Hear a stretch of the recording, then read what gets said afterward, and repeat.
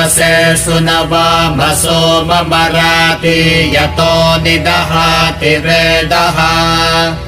स नः पर्षदति दुर्गाणि विश्वानावेव सिन्धुम् दुरितात्यग्निः तामग्निवर्णाम् तपसा ज्वलन्तीम् वैरोचनीम् कर्मफलेषु जुष्टाम् दुर्गाम् देवीगुम् शरणमहम् प्रपद्ये सुतरसि तरसे नमः अग्ने त्वम् पारयानव्यो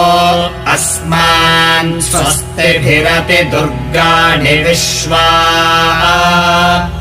पूश्च पृथ्वी बहुला न उर्वी भवातोकायतनया यशय्यो